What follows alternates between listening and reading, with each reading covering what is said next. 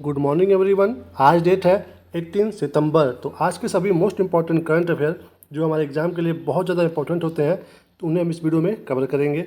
Video की शुरुआत करते हैं। सबसे पहले हम अपना 21 डेज़ का चैलेंज जो हम डेली देखते हैं, डेली क्या ये 5 टास्क जिसको 99% पीपल फॉलो करने में फेल हो जाते हैं, हमें उस 1% में आना है।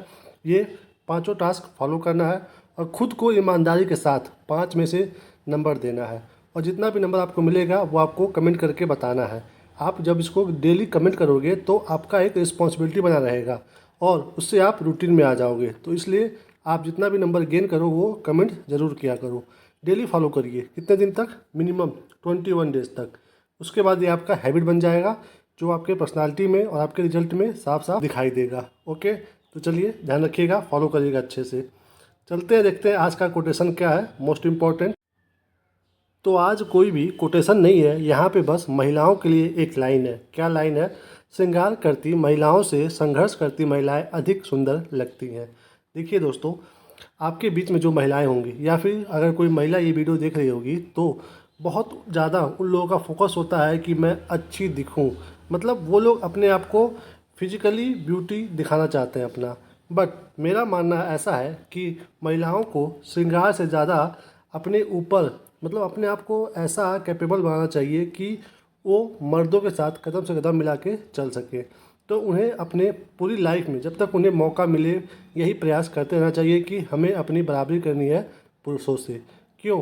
क्योंकि दोस्तों ऐसा कहा जाता है कि अगर किसी भी देश की तरक्की करनी हो तो उसमें जब तक महिलाओं का योगदान नहीं होगा वो देश तरक्की नहीं कर पाएगा। क्योंकि अपने देश में 50% पुरुष है तो 50% महिलाएं भी हैं। तो सोचिए जब महिलाएं आगे नहीं आएंगी तो सिर्फ 50% पुरुष मिलकर के ही उस देश को कितना आगे ले जा पाएंगे। तो मोस्ट इम्पॉर्टेंट ये भी हो जाता है कि महिलाएं भी उस देश की कितनी है जो पार्टिसिपेट कर रही है देश को आगे बढ़ाने में। यानी कि किसी न किसी प्रकार से वो इंगेज है किसी न किसी काम में, जो एक तो उन्हें भी फ़ायदा पहुंचा रहा है, साथ ही साथ किसी न किसी प्रकार से हमारे देश को भी लाभ पहुंचा रहा है। तो महिलाएं, आप जो भी इस वीडियो को देख रही हैं, आप अपने लाइफ में संघर्ष कर रही हैं तो समझ लीजिए कि आप बाकी बहुत ही महिलाओं से अलग हैं और आपका फ्यूचर श्योर शॉट है बहुत ही अच्छा होने वाला है एज़ कम्पेयर टू जो महिलाएं घर में आराम से पड़ी हुई हैं और सिर्फ श्रृंगार पे ध्यान दे रही हैं। देखिए, आपको एक काम करना है, आपको पापा की परी नहीं बनना है। आपको क्या बनना है? रानी लक्ष्मी बाई। बट हमेशा नहीं, जब ज़रूरत पड़े या फिर जब कोई मुसीबत आए तो आप रानी लक्ष्मीबाई बनने की ताकत रखो, उतना साहस रखो अपने अंदर। अगर मैं आपको एक लाइन बताऊं गाने का, एक गाना है उसका नाम है परम सुंदरी। आपने सुना होगा शायद। परम सुंदरी एक गाना है, उस पर एक लाइन है, आप जा कर के सुनिएगा, यूट्यूब पे होगा अवेलेबल।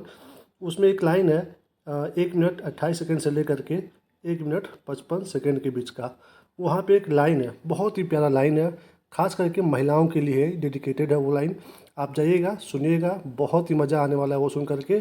और मैं चाहता हूँ कि वो लाइन हर एक महिला अपने जीवन में उतार ले। उससे क्या होगा, उसके पर्सनालिटी में भी निखार आएगा और वो हर जगह पुरुषों के कदम में कदम मिला के चल पाएंगी। तो महिलाओं के लिए ये वीडियो यहाँ पे पर्सनली मैं डेडिकेट करता हूँ कि वो अपने आप को ऐसा बनाए कि वो किसी से भी दब के ना रहे अपने लाइफ में। ओके, बिल्कुल फुल्ली इंडिपेंडेंट। तो चलिए शुरू करते हैं। आज का क्वेश्चन क्या है? पहला, पीएम नरेंद्र मोदी ने कहाँ वैश्विक नवीकरणीय ऊर्जा निवेश सम्मेलन और एक्सपो का उद्घाटन किया है? बताना है आपको। यहाँ पे सामने आपके ऑप्शन है। तो सही उत्तर क्या है दोस्तों? इसमें से सही उत्तर है बी, गांधीनगर। गांधीनगर में हुआ है उद्घाटन किसका? वैश्विक नवीकरणीय ऊर्जा निवेशक सम्मेलन और एक्सपो का उद्घाटन हुआ है गांधीनगर में। कहाँ पे है ये? गुजरात में है। गुजरात में है ये गांधीनगर। और गुजरात की क्या है ये? राजधानी है, पहली बात। और साथ ही साथ आपको ये भी जानना है, जैसे हमने पढ़ा था कि पिंक सिटी राजस्थान में है, तो वैसे ही सेम टू सेम गांधीनगर को भी हम लोग क्या कहते हैं? गांधीनगर को हम लोग बोलते हैं ग्रीन सिटी। तो अगर आपके एग्ज़ाम में आ जाए ग्रीन सिटी या फिर हरित नगर किसे कहते हैं, तो वो बोलते हैं हम लोग गुजरात के गांधीनगर को। इम्पोर्टेंट है, ध्यान रखिएगा। ये साबरमती नदी के किनारे बसा हुआ है। तो ये बेसिक जानकारी था गांधीनगर के बारे में। तो यहाँ पे ही वैश्विक नवीकरणीय ऊर्जा निवेशक सम्मेलन और एक्सपो का उद्घाटन किया गया है। चलते हैं अगले प्रश्न पे। अगला क्या है, उपराष्ट्रपति जगदीप धनखड़ ने किस विश्वविद्यालय में डिजिटल टावर का उद्घाटन किया है? कहाँ पे किया गया है डिजिटल टावर का उद्घाटन, ये आपको बताना है किस विश्वविद्यालय में। सामने आपके ऑप्शन है, तो सही उत्तर कौन सा इसमें से है? डी, रामदेव बाबा विश्वविद्यालय में किया गया है डिजिटल टावर का उद्घाटन। किसके द्वारा? हमारे उपराष्ट्रपति जगदीप धनखड़ जी के द्वारा। तो ये रामदेव बाबा विश्वविद्यालय है कहाँ पे, ये आपको पता होना चाहिए। ये है दोस्तों नागपुर में है, यानी कि कहाँ पे, ये महाराष्ट्र में है रामदेव बाबा विश्वविद्यालय, जहाँ पे डिजिटल टावर का उद्घाटन किया गया है। याद रखिएगा। चलते हैं अगले प्रश्न पे। अगला क्या है, पीएम मोदी ने किस राज्य में सुभद्रा योजना की शुरुआत की है? कौन सी योजना? सुभद्रा योजना। सामने आपके ऑप्शन है, तो सही उत्तर क्या है इसमें से? सही उत्तर है सी, उड़ीसा। उड़ीसा में शुरू किया गया है सुभद्रा योजना पीएम मोदी जी के द्वारा। सुभद्रा योजना ये है क्या? ये दोस्तों महिलाओं को, कौन सी महिलाओं को? 21 साल से लेकर के 60 साल तक की महिलाओं को ये सालाना 10,000 रुपये प्रोवाइड करेगा, देगा 2 किस्तों में। कितने किस्तों में? 2 किस्तों में 10,000 रुपये देगा साल भर में। इम्पॉर्टेंट है, 21 साल से 60 साल की जो महिलाएं होंगी उनको देगा। कब तक देगा ये मिलेगा 5 साल तक। तो इस योजना का क्या नाम है? सुभद्रा योजना। और ये इसका नाम सुभद्रा ही क्यों रखा गया है? क्योंकि उड़ीसा में ही मंदिर है, कौन सा मंदिर? जगन्नाथ मंदिर। तो वहाँ पे भगवान जगन्नाथ और भगवान जो बलभद्र है उनकी बहन का नाम सुभद्रा है, तो उन्हीं के नाम पे सुभद्रा योजना इसका नाम रखा गया है। तो इम्पोर्टेंट है, ये भी आप याद रखिएगा। उड़ीसा के, हमने ये देखा, तो ये भी देख लेते हैं उड़ीसा के सीएम कौन है प्रेजेंट टाइम में। तो सीएम कौन है वहाँ के? वो हैं मोहन चरण मांझी जी। कौन है? मोहन चरण मांझी जी वहाँ के सीएम हैं, जहाँ पे पीएम मोदी ने सुभद्रा योजना की शुरुआत की है। इम्पोर्टेंट है उड़ीसा। आगे देखते हैं अगला प्रश्न क्या है, दिल्ली की नई मुख्यमंत्री कौन बनी है? अभी हाल ही में आपने समाचार अगर आप फॉलो करते हो तो देखे होंगे कि दिल्ली के जो सीएम है अरविंद केजरीवाल जी, उन्होंने रिजाइन दे दिया है। तो अब नई मुख्यमंत्री किसे बनाया गया है? पार्टी वही है, बस मुख्यमंत्री वहाँ पे चेंज हुए हैं। तो वो कौन बनी है ये आपको बताना है। सामने आपके ऑप्शन है, तो सही उत्तर क्या है? सी, आतिशी मार्लेना। किनको बनाया गया है? आतिशी मार्लेना। अब ये ज़्यादा लंबा टाइम नहीं, ये बस 5 महीने के लिए बनाई गई हैं, क्योंकि फरवरी 2025 में जो दिल्ली का विधानसभा है वो ख़त्म हो रहा है, जो उसका कार्यकाल है। तो 5 महीने के लिए बनाया गया है आतिशी मार्लेना जी को। ये प्रेजेंट टाइम में आतिशी जी, दिल्ली की जो सरकार है उसमें ये शिक्षा, टूरिज़्म, PWD यानी कि जो रोड निर्माण होता है वो, साथ ही साथ संस्कृति और महिला बाल विकास मंत्रालय ये देख रही थी। कौन? आतिशी मार्लेना जी। तो इन्हें प्रेजेंट टाइम में बना दिया गया है नई मुख्यमंत्री, पूरा मतलब आम सहमति से। केजरीवाल जी ने खुद ये नाम जो है रिकमेंड किया था, तो इन्हें ही बनाया गया है। इम्पॉर्टेंट है आतिशी जी। ये इसी के साथ ये दिल्ली की तीसरी महिला मुख्यमंत्री बनी है, दिल्ली की तीसरी, और पूरे भारत में ये 17वें नंबर की महिला मुख्यमंत्री बनी है। तो ये भी आपको पता होना चाहिए। आगे चलते हैं अगले प्रश्न पे। अगला क्या है, टॉप गन कप में पुरुषों की 10 मीटर एयर पिस्टल स्पर्धा में स्वर्ण पदक किस भारतीय ने जीता है? बताना है आपको।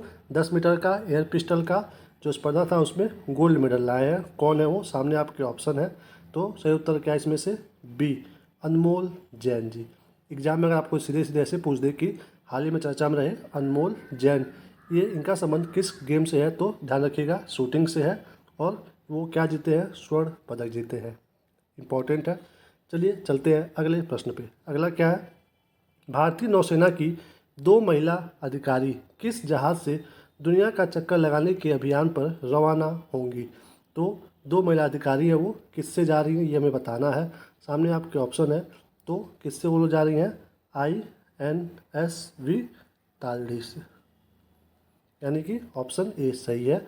INSV ताड़ी से 2 महिला अधिकारी नौसेना की हैं, वो जा रही हैं। तो उनका नाम भी आपको पता होना चाहिए। कौन कौन है वो लोग?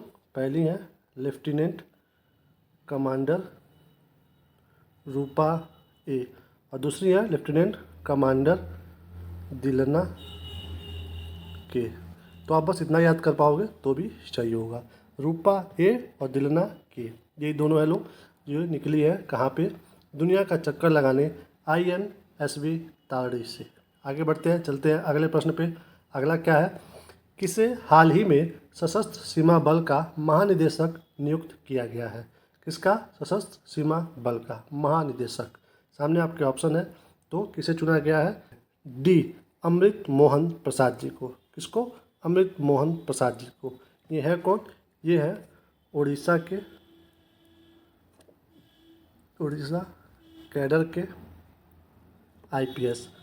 तो यहाँ पे लिख के बताता हूँ, ये है 1989 बैच के IPS है, उड़ीसा कैडर की, तो इन्हें बनाया गया है। यहाँ पे ये भी देख लीजिए, सशस्त्र सीमा बल SSB, इसकी स्थापना कब हुई थी ये भी हमें पता होना चाहिए। इसकी स्थापना हुई थी मई 1963 में। जब 1962 में भारत और चीन का युद्ध हुआ था, तो उसके बाद इसकी स्थापना की गई थी 1963 में। चलते हैं अगले प्रश्न पे। अगला क्या है, रेलवे ने पहली वंदे मेट्रो का नाम बदलकर क्या रखा है? पहली वंदे मेट्रो का नाम क्या रखा गया है बताना है आपको। सामने आपके ऑप्शन है, तो सही उत्तर क्या है? बी नमो भारत रैपिड रेल। ये वंदे मेट्रो जो है उसका नाम रखा गया है। कहाँ से रवाना किया गया है? ये रवाना किया गया है गुजरात में। कहाँ पे? गुजरात में रवाना किया गया है। वहाँ से हरी झंडी दिखाई गई है। ये अहमदाबाद से भुज के बीच में रवाना हुई है। तो ध्यान रखिएगा, नाम नमो भारत रैपिड रेल, कहाँ से हरी झंडी दिखाई गई है? गुजरात से, अहमदाबाद व भुज के बीच में।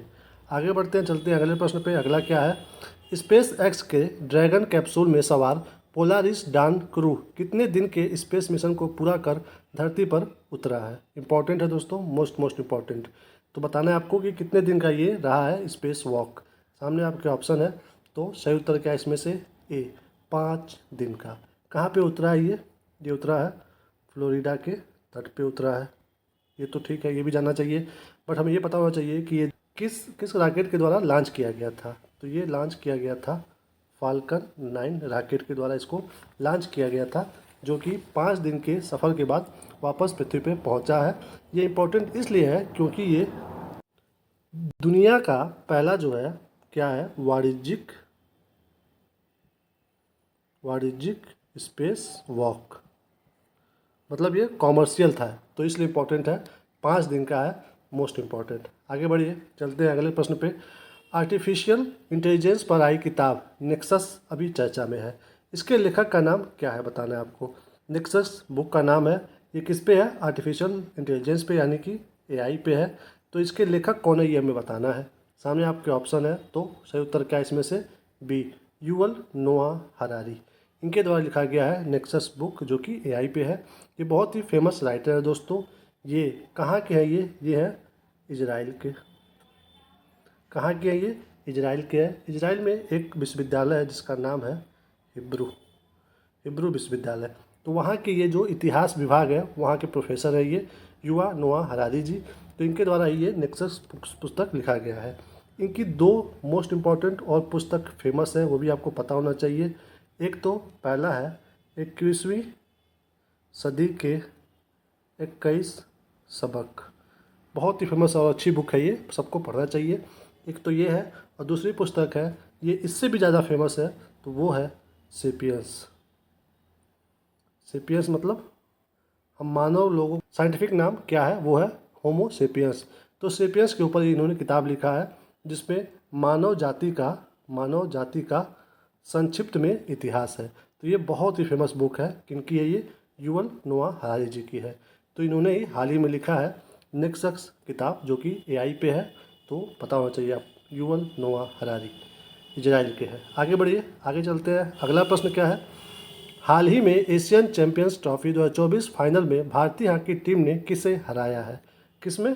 एशियन चैंपियंस ट्रॉफी 2024 में ये फाइनल था। तो भारतीय टीम ने किसे हराया है बताना है आपको। सामने ऑप्शन है, तो सही उत्तर क्या है? सी चीन को हराया है भारतीय हॉकी टीम ने। Most important. क्यों इम्पोर्टेंट है? क्योंकि ये चीन जो है पहली बार फाइनल में पहुंचा था। पहली बार फाइनल में पहुंचा था, बट वहां पे खिताब जीतने से चूक गया। और साथ ही साथ भारत जो है, भारत इसको जीतने वाला 5वीं बार टीम बन चुका है।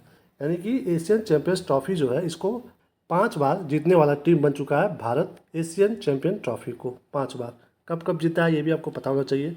पहली बार ये जीता था 2011 में। किसको हराया था? पाकिस्तान को।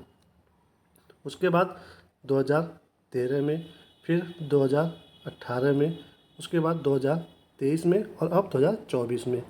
इसमें से 2018 में जो जीता था भारत, तो उसमें भारत के साथ साथ पाकिस्तान भी साथ में संयुक्त रूप से विजेता घोषित किया गया था। तो 5 बार जीत चुका है भारत, आपको पता होना चाहिए एशियन चैंपियंस ट्रॉफी। इसमें जो जीता है ये चीन से, ये 1 और 0 से जीता है। ये दोनों टीमें बराबर चल रही थी, बट लास्ट मोमेंट में भारतीय हॉकी टीम के जो डिफेंडर जिनका नाम है जुगराज सिंह, इन्होंने लास्ट मोमेंट में जाकर के गोल कर दिया, जिससे भारत इस खिताब को यानी कि फाइनल जीत पाया। तो ध्यान रखिएगा। आगे चलते हैं, देखते हैं अगला प्रश्न क्या है। हाल ही में चर्चा में रहा थूथुकुडी बंदरगाह किस राज्य में स्थित है? कौन सा बंदरगाह? थूथुकुडी बंदरगाह। सामने आपके ऑप्शन है, तो कहाँ पे है ये है दोस्तों सी, तमिलनाडु में। तमिलनाडु में है ये बंदरगाह। क्यों न्यूज़ में है? क्योंकि केंद्रीय जल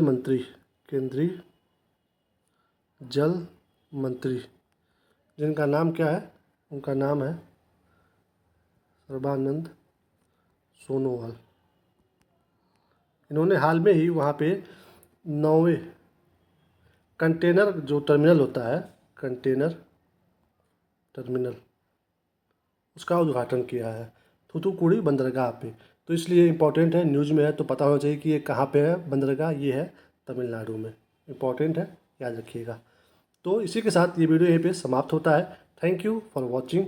अगर आपको वीडियो थोड़ा सा भी पसंद आया हो, थोड़ा सा भी, तो प्लीज़ वीडियो को लाइक करिएगा, शेयर करिएगा, और जैसा भी आपका रिव्यू रहा हो देखने के बाद वो कमेंट जरूर करिएगा, हम पढ़ेंगे। और कोई भी आपको एग्ज़ाम से रिलेटेड कोई प्रॉब्लम हो, कोई बात हो, पूछना हो, जानना हो, तो आप बिल्कुल खुल के कमेंट करिए, हम रिप्लाई ज़रूर देंगे। और चैनल पे नए हो तो चैनल को सब्सक्राइब कर लो, क्योंकि हम ऐसे वीडियो डेली अपलोड करते रहते हैं। अपना ख्याल रखिए और मुस्कुराते रहिए। मिलते हैं आपको अगले वीडियो में, तब तक के लिए जय हिंद, जय भारत, जय माता दी।